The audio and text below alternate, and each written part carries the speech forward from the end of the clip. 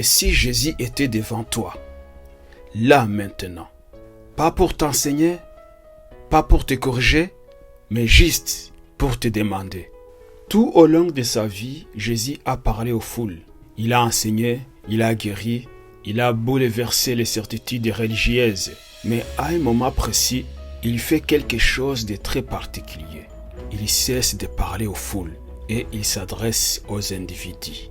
Il pose une question qui traverse les siècles. Matthieu chapitre 16, verset 13 jusqu'au verset 17, la Bible dit: Jésus étant arrivé dans le territoire de Césarée de Philippe, demanda à ses disciples: Qui dit-on que je suis, moi le Fils de l'homme? Ils répondirent: Les uns disent que tu es Jean-Baptiste, les autres Élie, les autres Jérémie ou l'un des prophètes.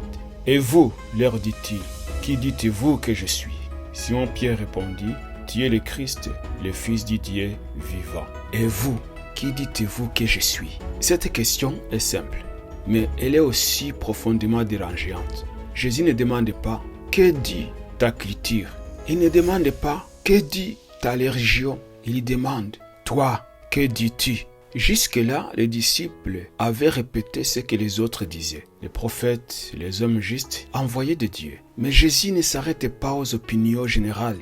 Il veut une réponse personnelle parce que la foi ne se vit pas par procuration. Elle se vit par conviction.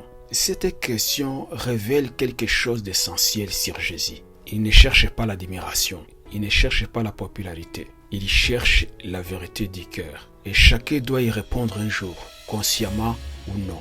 Ignorer cette question, c'est déjà y répondre. Ce qui est frappant, c'est que Jésus ne force jamais la réponse. Il laisse le temps. Il respecte le cheminement.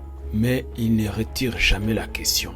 Parce que Jésus sait que les réponses précipitées ne transforment pas le cœur. Il attend une réponse qui naît de la révélation, pas de la pression. Et quand cette réponse vient, elle ne change pas seulement une opinion. Elle change une direction, une manière de vivre, une manière de voir Dieu et de se voir soi-même. Oui, selon la réponse, toute une vie peut changer. Si Jésus te posait cette question aujourd'hui, sans pression, sans jugement, que lui répondrais-tu sincèrement?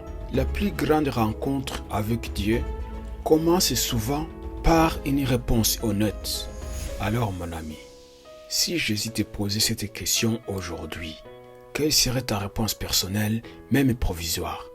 Dites-nous ce que tu en penses dans les commentaires. Et n'oublie pas de t'abonner, de partager, afin de permettre d'autres aussi d'entendre la parole de Dieu. Que Dieu te bénisse et à la prochaine vidéo.